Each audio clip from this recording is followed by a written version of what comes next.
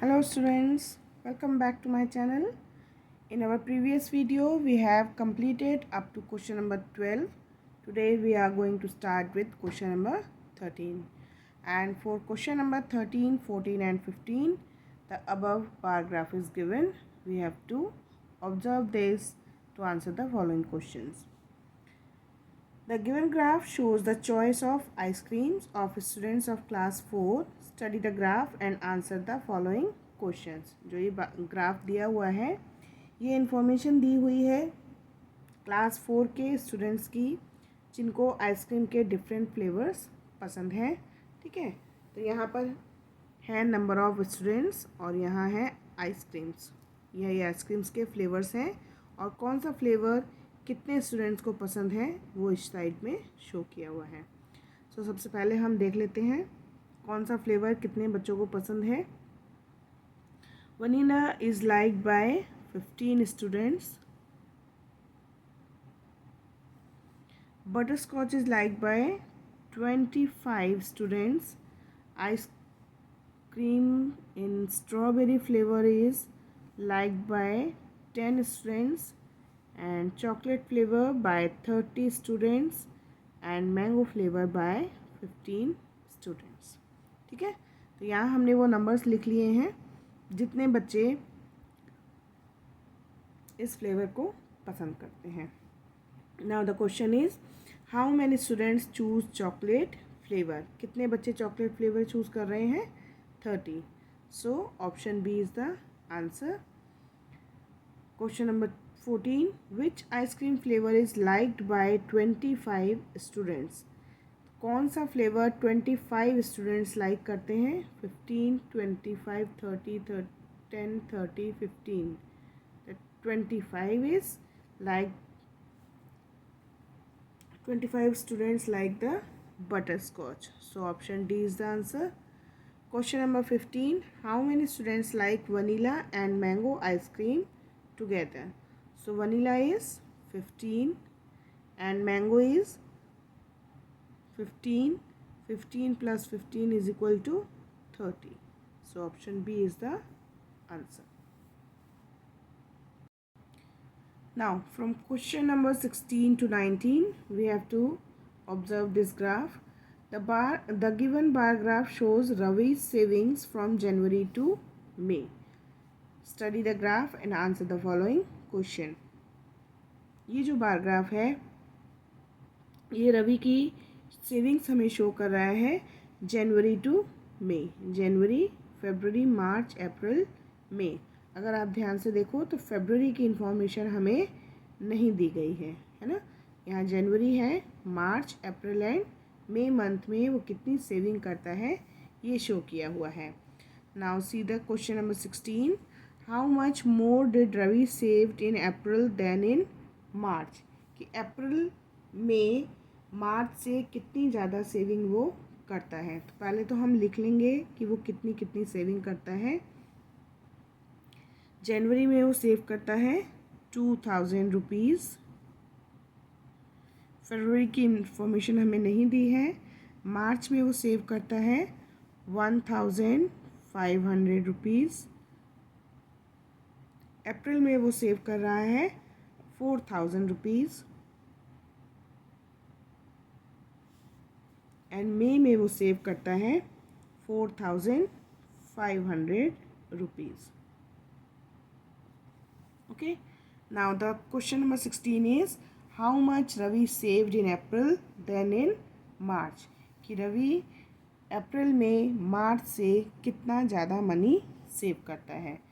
क्या करेंगे, जो मार्च में सेविंग मनी है उसमें से जो अप्रैल में सेव्ड मनी है उसमें से मार्च में जो सेव्ड मनी है उसको माइनस कर देंगे. सो इसके लिए 4000 minus 1500 is equal to ₹2500. So ₹2500. Option A is the answer. Question number 17. If Ravi saved a total of 15,000 from January to May, then how much did he save in February? अगर रवि जनवरी से लेकर मई तक 15,000 rupees save करता है, तो फरवरी में वो कितना सेव कर रहा है। इसके लिए क्या करेंगे, जो टोटल है 15,000 उसमें से इन 4 मंथ्स की सेविंग को माइनस कर देंगे, जो बाकी बचेगा that was the saving of February. Okay, तो इसके लिए नोटबुक में हम कर लेते हैं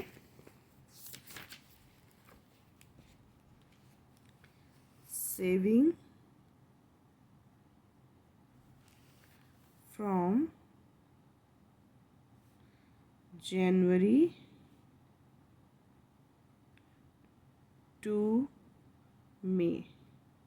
It is given that is 15,000. Okay, now savings of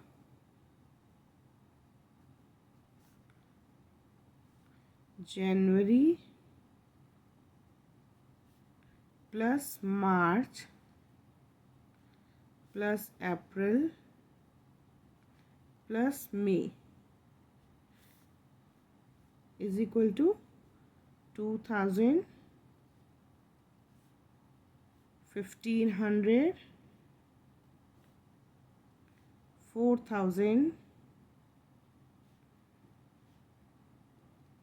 4,500 is equal to 12,000. Therefore, saving in February is equal to 15,000 minus 12,000 is equal to 3,000. So, February की saving कितनी हुई, 3,000. So, option C is the answer. Now, question number 18. In which month Ravi saved thrice the money saved in March? कि रवि ने जितना money मार्च में save किया है उससे थ्राइस यानी 3 टाइम्स ज़्यादा किस मंथ में सेव किया है। तो जितना पहले हम देखेंगे कि उसने मार्च में कितना मनी सेव किया है, उसका 3 टाइम्स करेंगे और फिर उसको चेक करेंगे कि वो कौन से मंथ में है। Okay, so money saved in March is 1,500 rupees. Now thrice of rupees 1,500 is equal to 1,500 into 3 is equal to rupees 4,500. अब हम ये देखेंगे ये 4,500 कौन से मंथ में है। सो ग्राफ को ध्यान से देखिए, तो जो मई मंथ है, मई मंथ की सेविंग है 4,500 जो कि मार्च की थ्राइस है। So option A is the answer.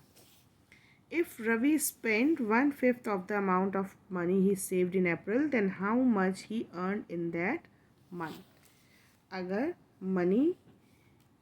Ravi जो है 1/5 ऑफ अमाउंट सेव करता है अप्रैल में, तो उसकी अर्निंग कितनी थी।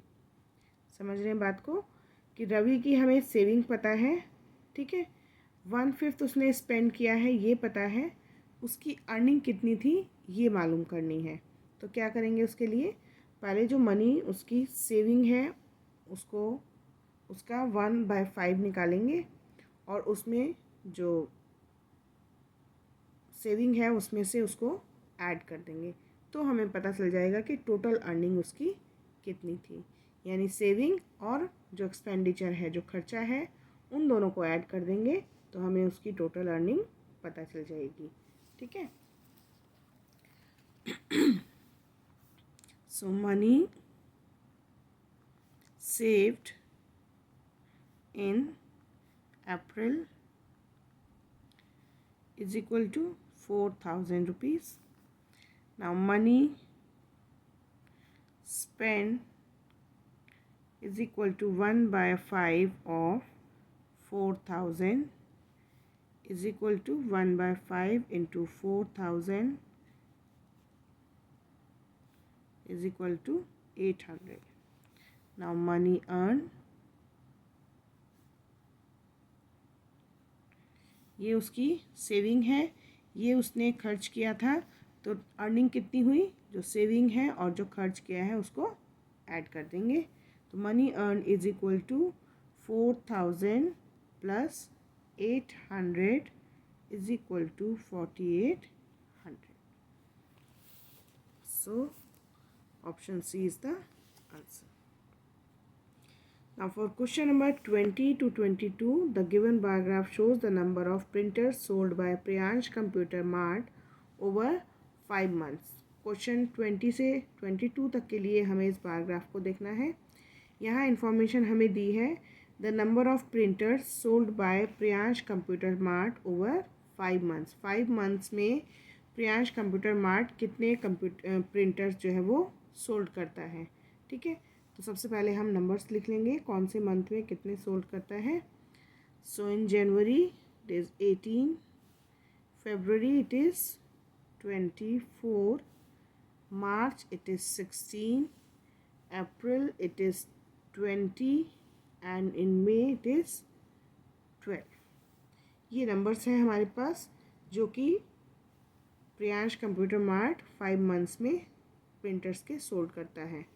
अब क्वेश्चंस देख लेते हैं।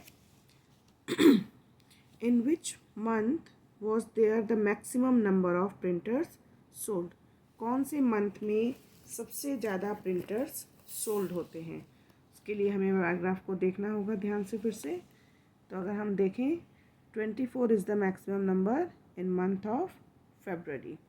So option C is the answer. Question number 21. If each printer cost rupees 250, then how much less amount did Priyansh Computer Mart collect in May than in April? Question क्या है कि अगर एक प्रिंटर का cost 250 rupees है तो Priyansh computer मई के month में अप्रैल से कितना कम कलेक्ट करता है। तो पहले हम अप्रैल और मई दोनों की अमाउंट निकालेंगे, कितना अमाउंट कलेक्ट किया है और फिर उनका डिफरेंस निकालेंगे। Amount collected in May is equal to 12 computers जो हैं वो सोल्ड हुए हैं मई मंथ में, तो 12 इंटू एक कंप्यूटर की कॉस्ट है 250 रुपीज़, तो 250 is equal to 3000 rupees. Okay, now amount collected in April. April में जो प्रिंटर सोल्ड हुए थे उनका नंबर्स है 20, कॉस्ट है 250, तो टोटल अमाउंट कलेक्ट जो हुआ है वो हो गया 5000। Now the difference is 5000 minus 3000 is equal to 2000 rupees.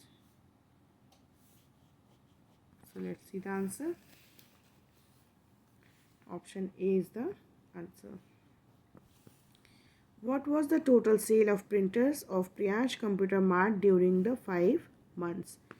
पूरे 5 मंथ्स के टाइम पीरियड में जो प्रियांश कंप्यूटर मार्ट है वहाँ कितने प्रिंटर्स की सेल हुई है, यानी हमें सारे मंथ्स के नंबर को ऐड कर देना है। तो जो जनवरी था उसमें 18 प्रिंटर्स सोल्ड हुए, फरवरी में 24, मार्च में 16, अप्रैल में 20, मई में 12। इन सबको ऐड कर देंगे नंबर आएगा 90। सो कुल मिलाकर 5 मंथ्स में 90 प्रिंटर्स सोल्ड हुए हैं।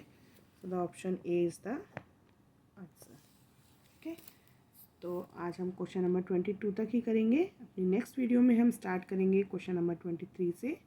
Till then, practice all the questions. Take care of yourself. Bye bye.